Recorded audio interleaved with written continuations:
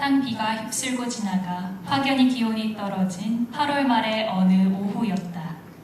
아직 사냥철이 시작되지 않아 꿩은 냉장고에서나 구경할 수 있었고 살이 오른 붉은 사슴을 추적할 수도 없어서 예상보다 많은 사람들이 심심한 계절에 열린 블레인 부인의 진부한 그 파티에 모여들었다. 자동 피아노의 연주는 정말 듣고 싶지 않지만 새로운 카드놀이는 은근히 하고 싶을 때 마음속에는 피곤한 잔물결이 일어날 수 있다. 그러나 블레인 부인의 파티에 온 손님들에게서 그러한 갈등은 없었다. 사람들을 편안하게 해주는 조용한 코넬리우스 에핀 씨에게 대놓고 관심이 집중되었지만 파티의 주최자인 블레인 부인은 에핀 씨에 대하여 별로 아는 바가 없었다.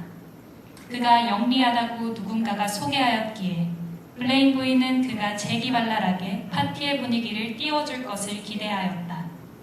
그러나 그 파티에서 에핀 씨는 재기발랄함과는 거리가 멀었고 잔디 위에서의 공놀이를 잘 하는 것도 아니었으며 사람들을 매료시키거나 흥미로운 구경거리를 만들어내지도 못했다.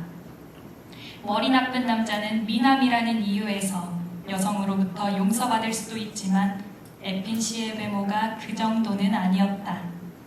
파티가 진행되면서 그는 그저 에핀 씨로 쭈그러들어 버렸고 코넬리우스라는 장대한 이름은 그와 어울리지 않는다는 느낌마저 주었다. 그런데 이제 에핀 씨는 화약, 인쇄기, 증기기관의 발명을 초라하게 만드는 새로운 발견을 했다고 주장하는 것이 아닌가. 최근 몇십 년 동안 과학은 다방면으로 엄청난 성과를 냈지만 그의 발견은 과학적으로 뭘 이뤄낸 것이라기보다는 기적의 영역에 속한다고 그는 주장했다. 윌프리드 경이 말했다. 정말 우리들을 믿으라는 겁니까? 에핀 씨가 말했다. 저는 지난 17년 동안 이 연구에 매달렸었죠. 그러나 성공의 가능성이 비치기 시작한 것은 8, 9개월 전부터였습니다. 수많은 동물들로 실험을 해보았지만 최근엔 고양이들로만 실험했답니다. 고양이는 고도로 발달한 야생적 본능을 간직하면서도 인류 문명에 경이롭게도 적응한 멋진 동물이죠. 뛰어난 지적 능력을 지닌 고양이와 가끔 마주치는데 일주일 전에 토버모리를 알게 되었을 때 고양이를 초월하는 정말로 특출난 지성의 고양이와 만나고 있다는 것을 즉시 깨달았답니다. 최근의 실험에서 저는 토버모리와 함께 성공적으로 목표 달성을 한 셈이죠. 의기양양한 느낌을 애써 감추려는 목소리로 에핀 씨는 엄청난 내용의 말을 겸손하게 끝맺었다. 누구도 부정적으로 반응하는 소리를 내진 않았으나 클로비스는 입모양으로 보아 피식, 콧방귀를 뀌는 것 같았다. 약간의 침묵이 흐른 후 레스커 양이 말했다. 토버모리가 한 음절로 된 쉬운 문장을 말하고 이해하게 가르친 건가요? 기적을 읽어낸 에핀 씨는 인내심을 발휘하여 답하였다. 레스커야, 어린아이나 지능이 낮은 어른은 그렇게 가르치겠지요. 허나 고도로 지능이 발달한 동물은 언어의 기본이 갖춰지면 그렇게 하나하나 가르칠 필요가 없습니다. 토버모리는 인간의 언어를 완벽히 구사합니다. 이번에는 클로비스가 말도 안 된다고 대놓고 소리쳤다. 윌프리드 경은 드러내지는 않았지만 믿지 않는 것 같았다. 블레인 부인이 제안했다. 그 고양이를 이리로 데려와서 우리가 직접 판단해보면 어떨까요? 윌프리드 경은 고양이를 찾으러 갔고 참석자들은 괜찮은 수준의 복화수를 볼 수 있으리라는 뜨뜻미지근한 기대를 하면서 기다렸다. 고양이를 찾으러 갔던 윌프리드 경이 잠시 후 응접실로 돌아왔을 때 그의 거무튀튀한 얼굴은 창백했고 크게 뜬 눈은 그가 흥분 상태임을 드러내고 있었다. 우와! 사실이야, 사실! 윌프리드 경이 큰 충격을 받았다는 것은 명백했다. 사람들은 비로소 흥미를 느끼며 들썩이기 시작했다. 윌프리드 경은 안락 의자에 몸을 던지면서 숨가쁘게 말했다. 토버모리가 흡연실에서 낮잠을 자고 있길래 이 차나 한잔하자고 물어봤죠. 그게 재미로 말이죠. 토버모리는 잠에서 깨어나 눈을 깜빡했어요. 나는 다시 말했죠. 그냥 재미로 이봐 도버머리 차 한잔 하러 갈까? 그랬더니 고양이는 느리면서도 정확한 발음으로 가고 싶을 때 간다고 답하더라고요. 완전히 기절 초풍했습니다. 사람들은 에핀 씨의 말을 믿진 않았지만 윌프리드 경의 말을 믿었다. 여기저기에서 감탄하는 소리가 들려왔고 에핀 씨는 말없이 승리감에 돌취되어 있었다. 시끌벅적한 가운데 토버무리가 들어와 발걸음도 사뿐사뿐하게 그러나 계산된 무심한 분위기를 연출해가며 다탑 주변에 앉아있는 사람들에게로 갔다. 지적 능력을 인정받은 집고양이를 인간과 동급으로 취급한다는 것은 좀 곤혹스러웠다. 우유 먹을래? 토버몰이? 블레인 부인이 좀 긴장된 목소리로 물었다. 무심한 대답이 돌아왔다. 그러자 뭐. 이 대답을 듣는 사람들은 애써 흥분을 억제하려고 했지만 강렬한 떨림이 온몸을 관통하는 것은 어쩔 수 없었다. 손이 떨리는 바람에 블레인 부인이 우유를 제대로 따르지 못했어도 충분히 용서받을 만했다. 우유를 너무 많이 흘렸네. 그녀는 사과하였다. 따지고 보면 제 양탄자도 아니죠 뭐. 토버머리가 대답했다. 다시 정적이 흘렀고 레스커 양은 교구 목사부로서 다소곳한 태도로 인간의 언어를 배우는 것이 어렵진 않았는지 물었다. 토버모리는 잠시 그녀를 똑바로 보다가 조용히 어딘가로 시선을 돌려버렸다. 따분한 질문은 상대하지 않겠다는 것이 분명했다. 마비스 펠링턴 양이 연이어 시원찮은 질문을 던졌다. 인간의 지능에 대해서는 어떻게 생각하니? 구체적으로 누구의 지능 말인가요? 토버모리가 퉁명스럽게 되물었다. 그렇게 나오시면 제가 곤란한데요. 그러나 토버모리의 말투와 태도는 조금도 곤란한 것 같지 않았다. 이 파티에 당신을 초대하자고 누군가가 제안했을 때 윌프리드 경은 자기 지인들 가운데 당신이 가장 덜 떨어졌다는 이유에서 반대했어요. 손님을 환대하는 것과 지적으로 부족한 자를 건사해주는 것 사이에는 큰 차이가 있다고 말씀하셨죠. 블레인 부인은 골빈 여자라는 바로 그 이유에서 당신을 초대하는 거라고 대꾸하셨는데요. 부인이 생각하기에 고물이 다 된 자기 차를 고가에 매입할 가능성이 있는 사람은 당신이 유일하니까요. 시지푸스의 질투라고 불리우는 그 차 아시죠? 뒤에서 밀어주면 언덕을 잘 올라가요. 블레인 부인은 바로 그날 아침에 문제 그 차가 펠링턴 양의 데본셔 집에 잘 어울릴 것이라고 우연찮게 말했기 때문에 변명하기가 어려워졌다. 하필드 소령이 화제를 바꾸려고 느릿느릿 큰 목소리로 끼어들었다. 도버머리 마음간의 삼색 고양이와 연애는 잘 되나? 소령이 이 말을 하는 순간 그것이 큰 실수임을 모두가 깨달았다. 보통 이런 얘기를 사람들 앞에서 하진 않죠? 도버머리는 냉정하게 말했다. 참, 소령님께서 이 파티에 오셔서 뭘 하셨는지 제가 똑똑히 잘 봤죠. 적어도 두 여자들에게 느끼한 시선으로 자꾸만 치근덕거리는 걸 봤는데요. 그렇게 바람 피우는 모습을 사정공삭하신 것에 대해 제가 자세히 얘기하면 곤란하시겠죠? 윌프리드 경이 열을 올리며 말했다. 고양이 웃으면 9개라고 하잖아! 그건 사람들이 지어낸 말이죠. 토버모리가 응수했다.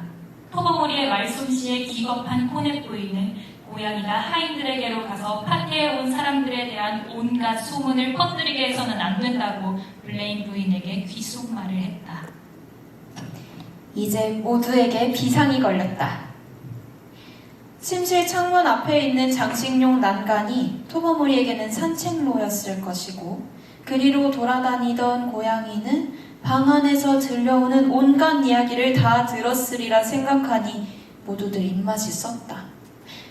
토버모리가 들은 것을 고지곳대로 터뜨리기 시작하면 수습 불가의 상태가 될 것임이 분명했다. 여성들의 머리 모양과 옷에 대하여 하루 종일 비웃을 수 있는 코넷 부인, 뚱뚱한 코넷 부인의 뒤뚱거리는 걸음걸이를 흉내냈던 다니엘의 화려한 여성 편력을 반복해서 얘기했던 펠링턴 양 등 파티에 온 손님들은 서로 물고 물리는 관계로 얽혀 있었던 것이다. 지금처럼 미묘한 상황에서도 레스커 양은 너무 오래 존재감 없이 가만히 있을 수는 없었다. 그녀는 매우 현실적이면서도 철학적인 질문을 했다. 대체 왜 나는 여기에 와 있을까?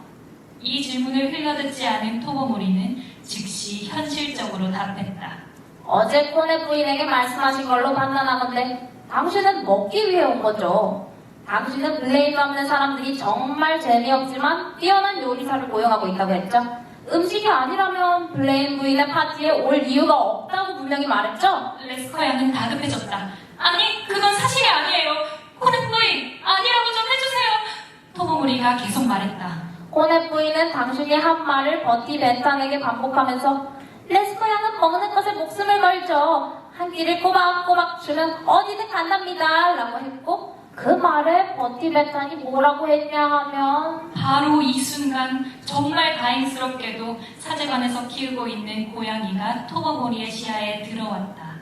덩치가 큰 누런 고양이였는데 울창한 덤불 속으로 들어가고 있었다. 토모모리는 열린 창을 통하여 이내 사라졌다.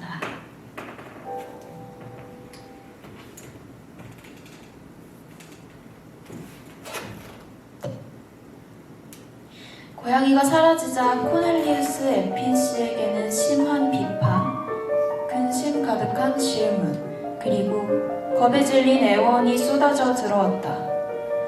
이 상황에 대하여 그가 책임을 져야 하고 상황이 더 나빠지지 않게 하는 것도 그의 책임이라고 사람들은 주장했다. 코네 부인이 말했다. 토모모리를 귀여워하시고 아끼시는 건 다 압니다. 허나 그 녀석과 마구간 고양이는 당장 처치해야 해요. 블레인 부인은 소리쳤다. 나도 이 상황이 너무 힘들어요. 남편과 저는 토모모리를 무척이나 좋아해요. 아니, 좋아했었죠. 이 끔찍한 사태가 벌어지기 전엔 말이죠. 물론 이젠 얘기가 달라졌어요. 되도록이면 빨리 토모모리를 해치워야 해요. 윌프리드 경이 제안했다. 토모모리의 저녁 식사에 독을 넣을 수 있어요. 마부간 고양이는 내가 직접 처리할 겁니다. 마부는 고양이의 죽음을 슬퍼하겠지만 두 고양이 모두 전염병에 걸렸기 때문에 어쩔 수 없었다고 둘러대야죠. 그러나 에핀 씨는 반대했다. 안 됩니다. 그 오랜 세월을 연구와 실험에 바쳐 얻은 결과인데요.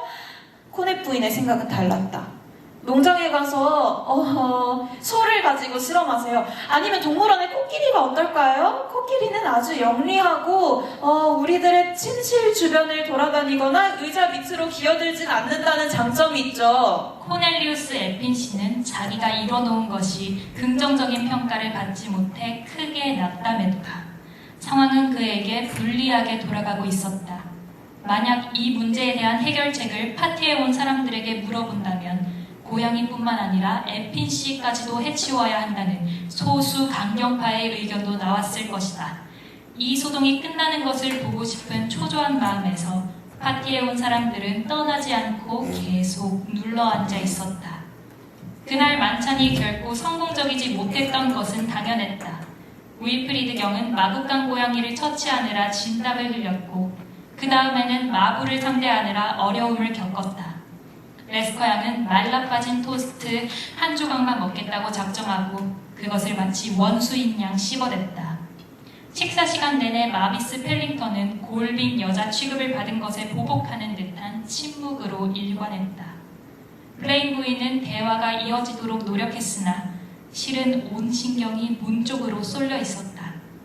조심스럽게 볶음물을 주입한 생선 토막 한 접시가 준비되었지만 파티에 온 손님들에게 후식이 제공될 때까지도 토모모리는 돌아오지 않았다. 침울한 저녁 식사는 흡연실에서의 밤샘과 비교하면 차라리 쾌활한 것이었다. 먹고 마시는 동안 적어도 당혹스러운 문제에 신경을 조금이라도 덜 쓸 수 있었기 때문이다.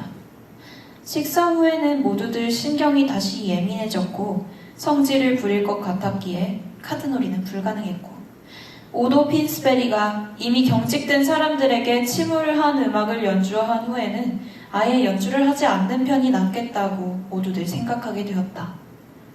11시에 하인들은 잠자리에 들면서 토모모리가 들어오게 늘 하던 대로 식료품 저장실의 작은 창문을 열어놓았다고 말했다. 파티의 손님들은 신간 잡지들을 다 읽은 후에 스포츠 백과사전을 읽었고 오래전에 발간된 잡지에도 손을 뻗었다. 블레인 부인은 틈날 때마다 식료품 저장실로 가봤지만 기운 없는 우울한 표정으로 돌아와서 파티의 손님들은 어떻게 되었냐고 물어볼 필요도 없었다. 새벽 2시 클로비스가 괴로운 정적을 깨뜨리며 말했다. 토버머리는 오늘 밤에 나타나지 않을 겁니다. 아이, 녀석은 바로 지금 이 순간에 신문사에서 자기의 회고록의 첫 회문을 구술하고 있을 겁니다. 이건 엄청난 뉴스가 되겠죠. 이렇게 사람들에게 약간의 웃음을 선사한 후 클로비스는 잠자리에 들었고 시간이 흐르면서 다른 손님들도 하나씩 방으로 돌아갔다. 아침 식사를 할 때의 분위기는 전날의 저녁 식사 때보다 더 나빴지만 식사가 끝나기 전에 모든 문제가 해결되었다. 정원사가 토모머리의 시체를 덤물 속에서 발견한 것이다. 목에는 여러 차례 물린 자국들이 있었고 발톱에는 누런 털이 잔뜩 붙어있는 것으로 보아 사제반의 덩치 큰 누런 고양이와 감당할 수 없는 싸움을 한 모양이었다. 정오 무렵에 대부분의 손님은 떠났고 블레인 부인은 점심 식사 후에 기운을 차려 사제반으로 보내는 한 통의 편지를 썼다. 그것은 사랑하던 고양이의 죽음에 대하여 아주 거칠고 사납게 항의하는 내용을 담고 있었다. 토버머리는 에빈 씨의 성공작이었지만 더 이상의 성공작은 없었다. 몇 주 후 독일의 어느 동물원에서 평소에 얌전하던 코끼리 한 마리가 탈출하여 자기를 귀찮게 하던 영국인을 죽였다는 소식이 들려왔다. 그 영국인의 성은 오핀 또는 애플린으로 신문에 상이하게 표기되었지만 이름은 코넬리우스로 정확하게 일치하였다. 클로비스가 한마디 했다. 독일어의 불규칙 동사를 그 애꿎은 코끼리에게 가르치려고 했다는 그렇게 죽는 거지 뭐.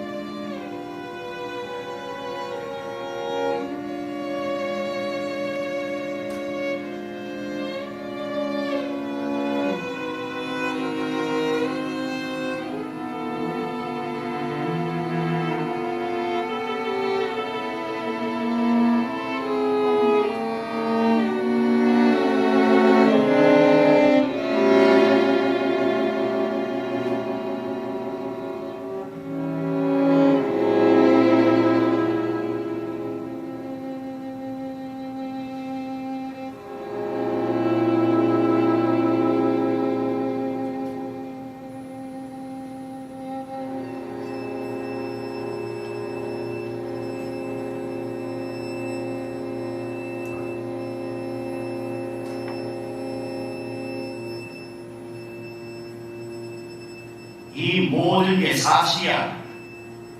나는 이유를 알 수 없는 불안과 초조에 시달렸고 지금도 가슴이 떨리며 입은 바짝 타들어가고 있어. 그렇지만 나는 미치광이 취급하지는 마. 뭔가 병이 있으니 끝없이 불안하고 초조한 게 아니라고 말할 수도 있겠지. 내 감각은 병 때문에 고도로 예민해졌어. 특히 청각이. 나는 저 높은 하늘나라에서 그리고 바로 이 지상에서 그리고 저 아래 지옥에서 들려오는 온갖 소리를 들어. 창조주를 찬양하는 천사들의 아름다운 마음, 쉬지 않고 들려오는 악기들의 비명소리 다 듣고 있어. 살아있는 인간들이 때로는 빠르게, 때로는 느리게 숨 쉬는 소리, 지치지도 않은 그 소리를 다 듣지. 눈을 깜빡이느라 눈꺼풀이 열렸다 닫혔다 하는 짜증나고 거슬리는 그 소리도 항상 듣고 있지. 내가 천국과 지옥 그리고 지상의 모든 소리를 듣는다고 나를 미치광이 취급하지는 마. 제발 내 얘기를 잘 좀 들어봐. 나는 아주 침착하고 조리 있게 이 사건을 처음부터 끝까지 다 얘기해 볼 테니까.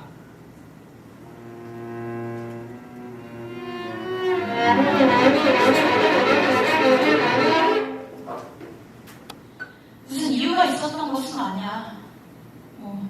뭘 하겠다고 뭔가 마음이 후끈 달아올랐던 것도 아니었지. 사실 나는 그 노인을 좋아했어. 노인은 단 한 번도 나에게 좋지 않은 일을 하거나 날 화나게 한 적이 없어. 노인은 늘 따뜻하게 나를 대해주었지. 나는 노인의 금고에도 관심이 없었어. 단 하나의 문제가 있었는데 그것은 노인의 눈이야. 왼쪽 눈. 바로 그 눈. 왼쪽 눈 때문에 내가 그 생각을 품게 되었을 거야. 노인의 왼쪽 눈은 독수리 눈 같았어. 푸른색이 살짝 감도는 탁한 눈동자 말이지. 그 눈동자가 내게로 향하면 내 핏줄에는 서늘한 피가 흐르는가 싶더니 이내 온몸에 피가 얼어붙어 버렸어. 피가 얼어붙으니 온몸이 딱딱하게 굳어버리는 느낌. 노인의 눈동자 때문에 내 몸이 굳었다고 생각되면 나는 아주 느리게, 아주 조금씩 오른쪽 검지손가락부터 움직이면서 내 피에 온기를 전달하려고 했어. 그렇게 아주 느리게 천천히 얼어붙은 피를 녹였지. 아주 느리게, 아주 힘들게.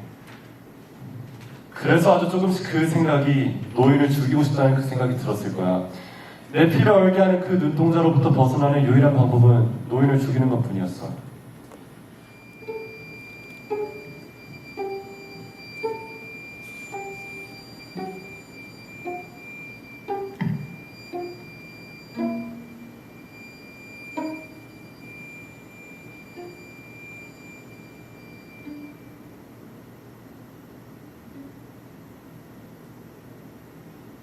잘 들어봐.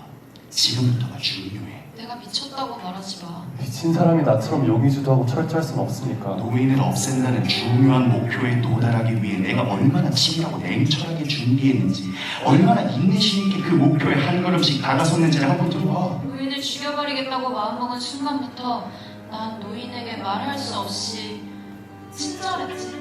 내 방이 있는 1층에서 노인의 방이 있는 2층까지 발걸음 소리를 죽여가면서 계단을 올라갔어. 그 삐걱대는 나무 계단은 아무런 소리도 내지 않고 올라가려면 계단 하나하나마다 어디 밟아야 하는지를 다 외우고 있어야 했지. 노인의 방문에 도달하면 가는 송곳을 열쇠 구멍에 넣어 한시 방향으로 끝을 올려서 뭔가 닿는 것을 위로 밀어 올린 후 천천히 손잡이를 돌려 문을 여는 거지. 아주 천천히 조심조심 하면서 아주 조금만 문을 여는 거야. 그렇게 문이 열리면 가리개로 불빛을 완전히 차단한 랜턴을 왼손으로 들어 방 안으로 넣었고 이어 천천히 내 머리도 조심 밀어 넣었어. 내가 극도로 조심스럽게 느리게 내 머리를 넣는 모습을 본다면 굉장히 우습게 보일 수도 있을 거야. 노인을 깨우지 않으려고 엄청나게 느리게 머리를 집어넣는데 1시간이나 걸렸지. 미친 사람이라면 이렇게 치밀하고 인내심이 있을 수가 없지. 머리를 다 집어넣은 후 랜턴의 가리개를 열어 완두콩 크기로 뚫어놓은 구멍을 통해 한 줄기 빛을 노인의 왼쪽 눈에다가 정확히 쏘았지.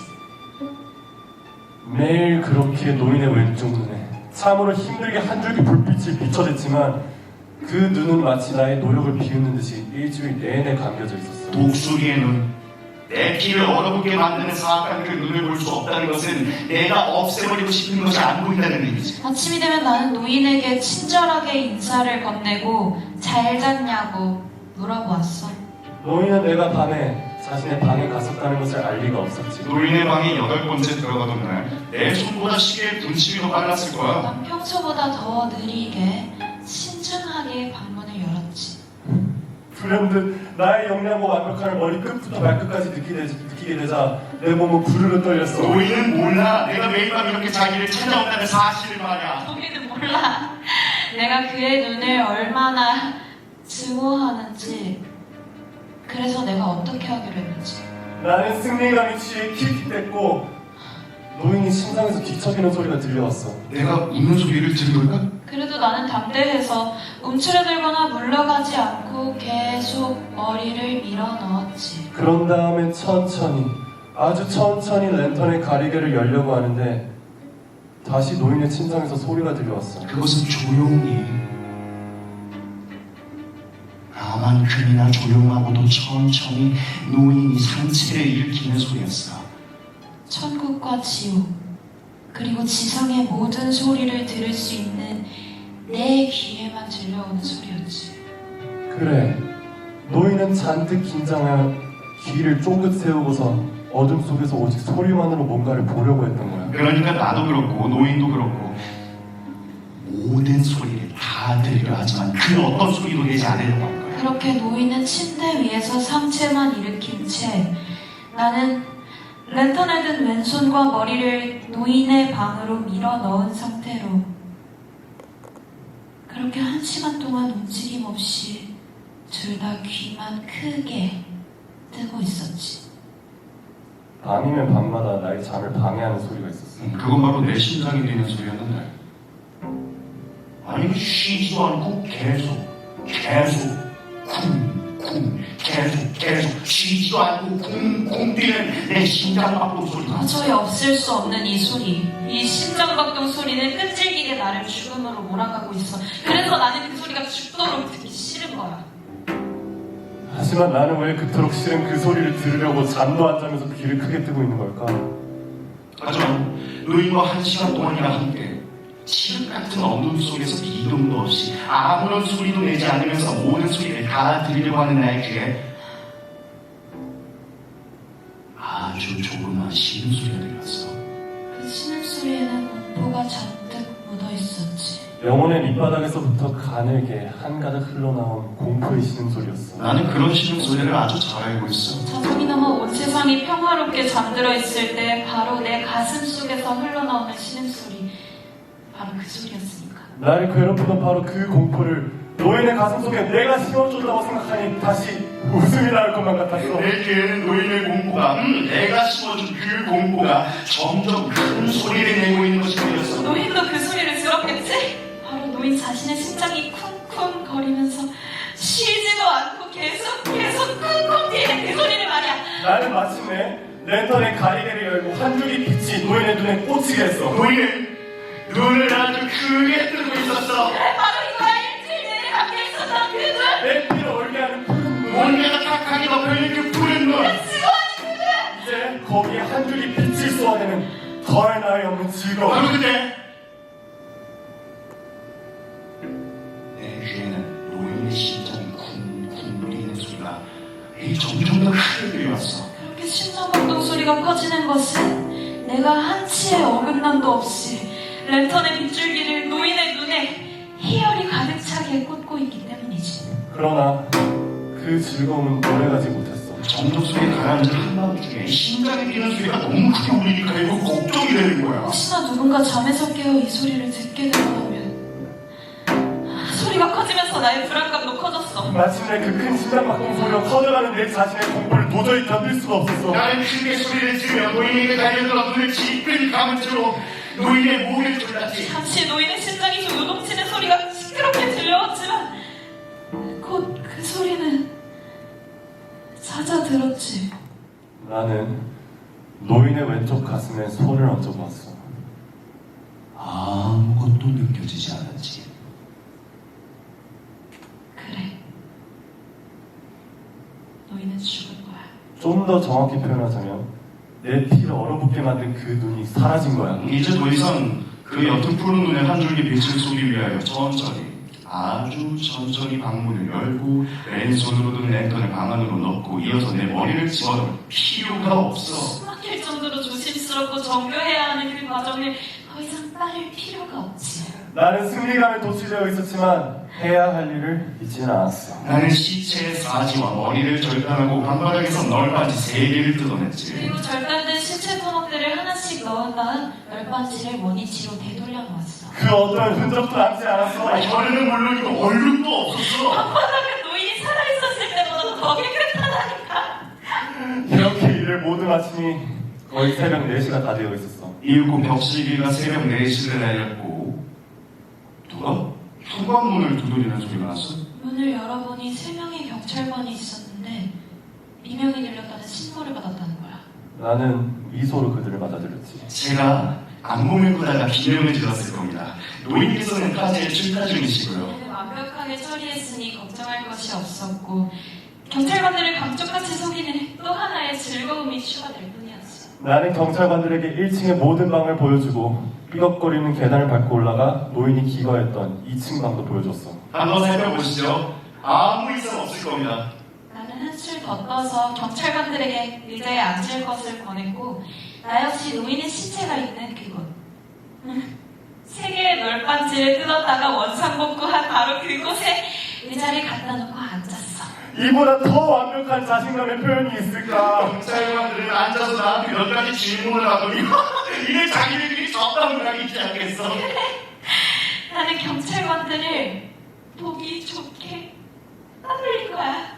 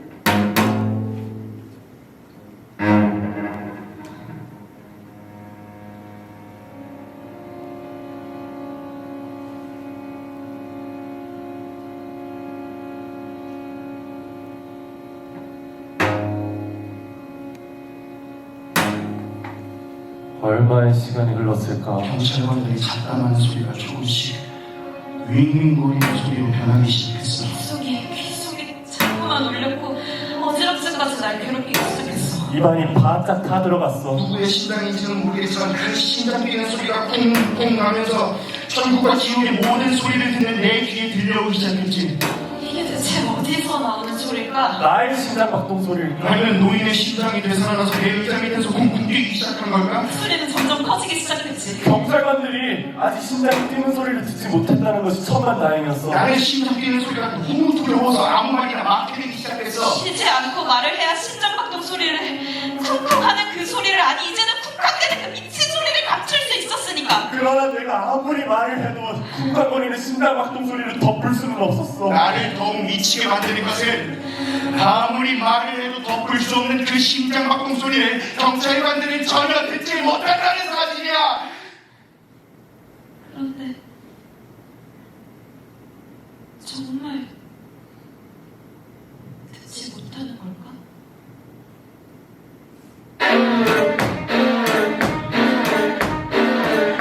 내가 쉬지 않고 말을 해도 덮을 수 없는 그 소리, 점점 커지는 그 소리를 듣지 못한다는 것이 믿겨지지가 않아. 들을 리가 없어. 경찰관들은 들으면서도